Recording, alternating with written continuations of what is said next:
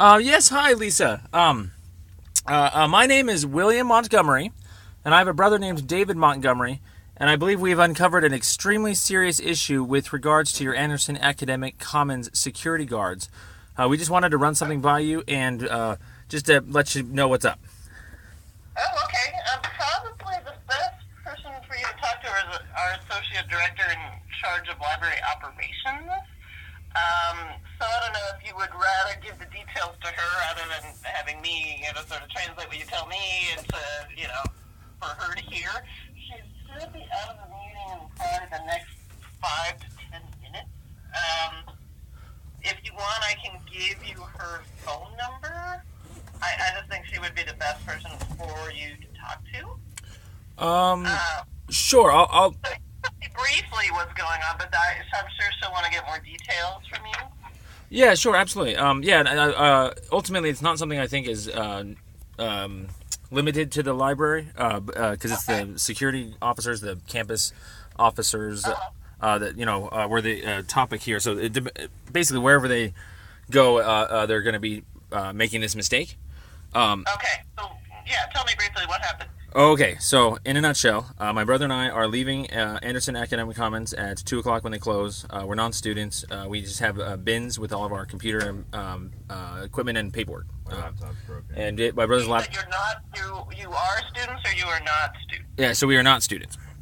You are not students, okay. Yeah, so we were just leaving at 2 o'clock when they closed last night. And we just had some computer bins with us, and my brother's monitor didn't fit in his bin, so he put it on top of his bin. My laptop screen is broken. And his laptop screen is broken. And so we're just walking on the way out.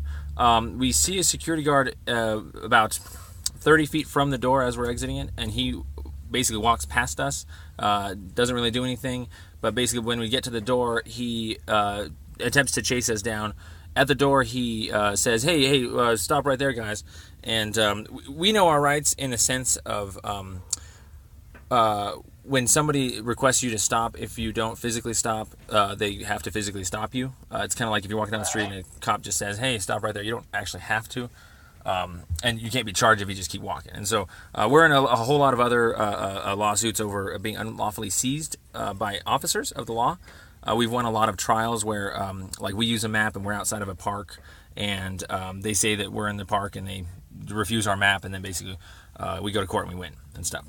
So the no lawful justification, or that's just another thing. But essentially, what happened here was we thought he was an officer of the law when we were initially stopped or attempted to be stopped by him. When I kept walking, that was me exercising my rights to be physically seized. And then from there, he kept repeatedly asking for us to stop. And that's when I decided, okay, I better stop because I don't want to possibly get tackled. And I didn't really...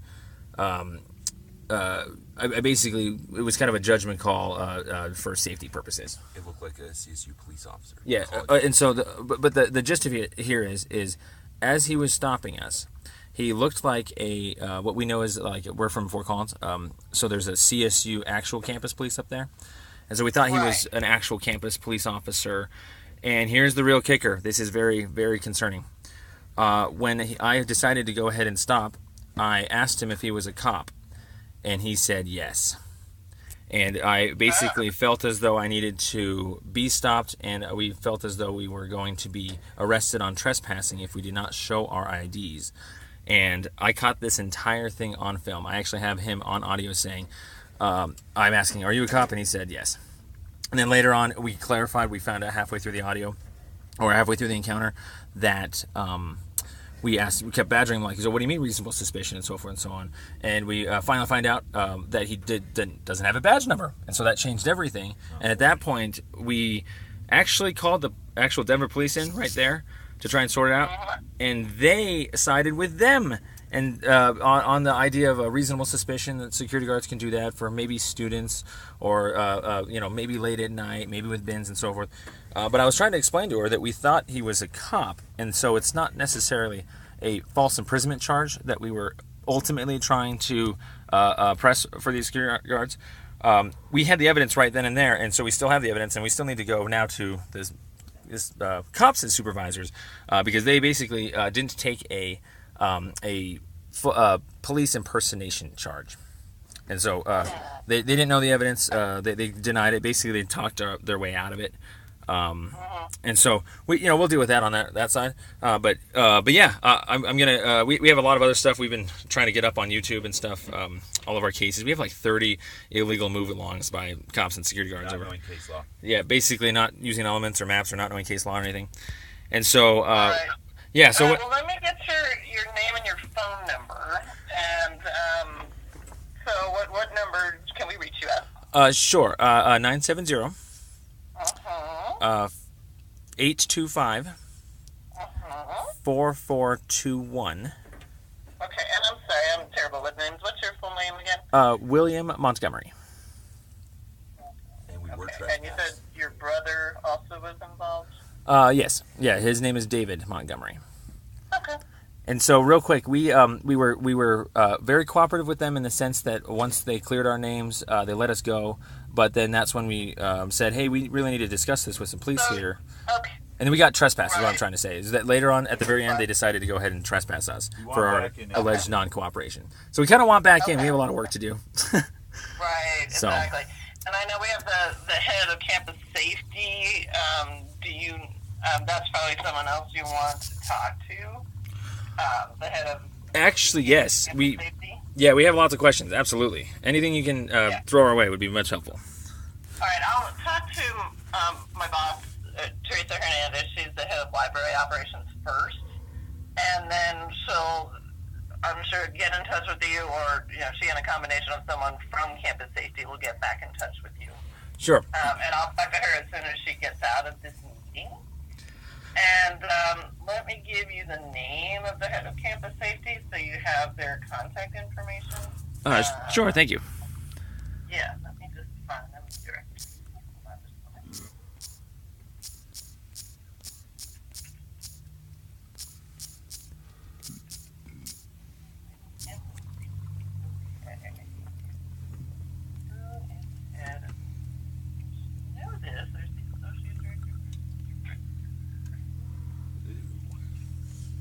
Director of Campus Safety is Don Enlow, Don Enlow.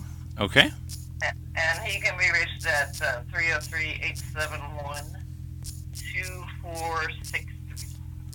303-871 2463. 2463.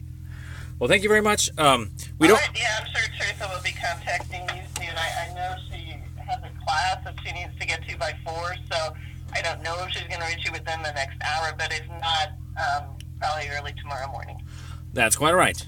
We mean no harm. We're just we think the word cop is pretty synonymous with law enforcement officer, and so we feel as though Right. obviously Yeah. someone should be clarifying that.